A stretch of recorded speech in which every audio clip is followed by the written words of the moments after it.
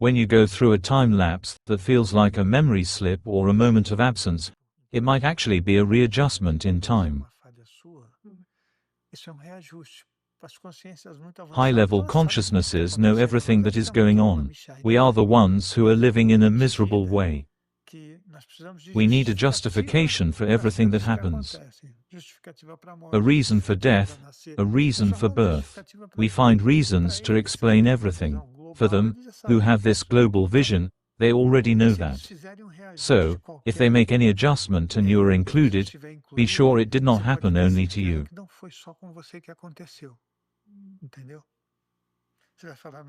You may say, wow, I thought the time was that. It can happen to many people. But it was a balance. Everything tends to balance. And when you balance things in this universe, it will reverberate in consciousnesses who are more.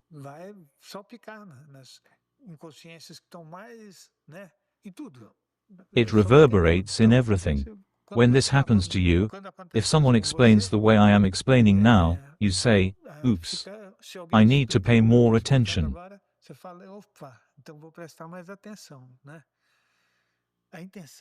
The intention is to really pay more attention to life to understand it. Because we are wasting time, everybody is unaware. I kept having experiences since I was 14 years old, and nobody ever paid attention to that. You may try to create a scientific explanation. And there comes Einstein, who was the starting point of my research about the clock paradox. I said, wow, this is going to be the work of my life. You start seeing you can do many things by your own free will, but you need to have enough knowledge to avoid telling lies to yourself.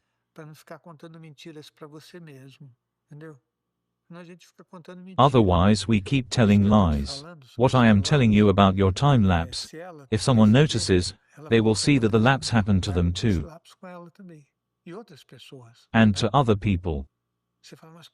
You may ask how. Couldn't it be a mistake? Look, casualty has a limit. But I can surely tell you that there is no coincidence. I told them yesterday. They asked, isn't there chance? I said, no, I studied statistics.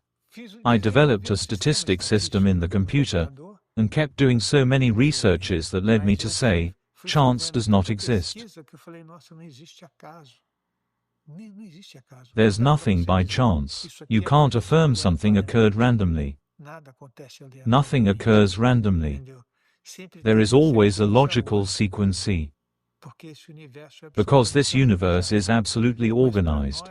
But for us, we get confused. I believe we can't waste our time with things we created ourselves, our beliefs, our ideas. You are leading a life, learning something in a way. Is that the right way? No. Let's question everything, okay? And when you start questioning, why, you will notice that the answers become more and more refined. Because someone has to explain it to you. But we can't do that because we can't stand it. That person who answers you either has no answer or can't stand so many whys. But this is a continuity we need to have inside us. It totally goes against time rules, which do not exist. How does that not exist? We need to talk more for you to understand you are simply immersed in something that exists totally, always existed, and we are consciousnesses that, in order to survive, needed to be born and die. To be born and die. Birth, party, death, sorrow. Or birth, sorrow, and death, joy. We need to label things. That's the limit of our consciousness. We need a body with which we count the time. I believe we are in a tricky situation, a cosmic one.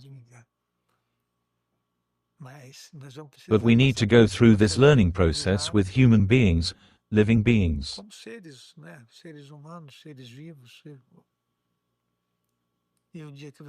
And the day you find out you don't exist, what do?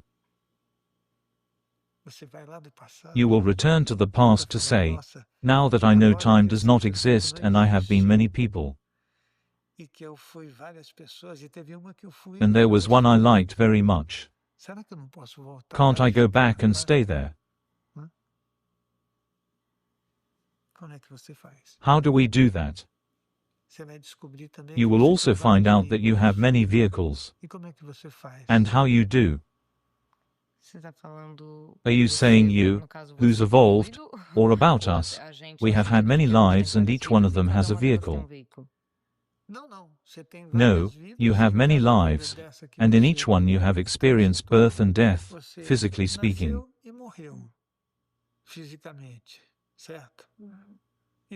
That's because you believe time exists. You are an emotional being. You need to have a beginning, a middle, and an end. You can't live with the same vehicle, it will deteriorate. It is not possible. In order to do that, it is another thing. But what I mean is, being here, any one of you, with this knowledge, and mastering this knowledge. Because you need to master the knowledge, you have to get rid of a lot of stuff we think we need. Once you are free from those things, you say, well, I would like to be what I was in the past.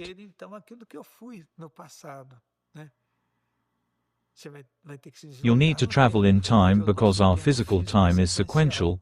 This is the research I did in astral body, trying to make it reach a level of sequential density.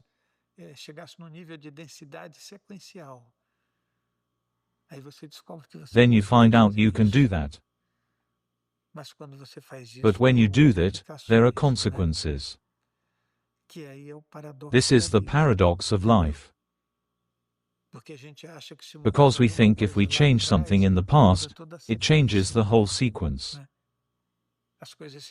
Things adjust. But no. So, this is something we need to discuss for you to understand. Let's assume that I go back to the year 1200. What would happen if I did it, and there's another vehicle of mine in 1200? I am in 1200. I have just met myself. Is it like that? Can you answer or not? I think so, but do you return with another vehicle, not to the previous one? This is the question I'm presenting. How is that? I am now Moises. I go back there with this vehicle, or my vehicle will adapt itself to what I was. It suffers a transformation. Because when I get there, I am what I was.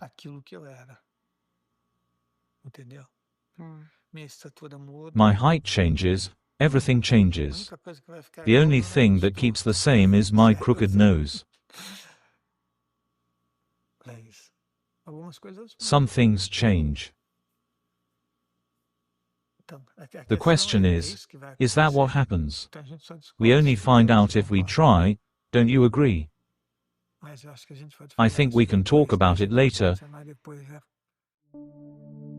Would you like to participate in a work of energy giving from afar that is benefiting thousands of people? Click on the link below for more information.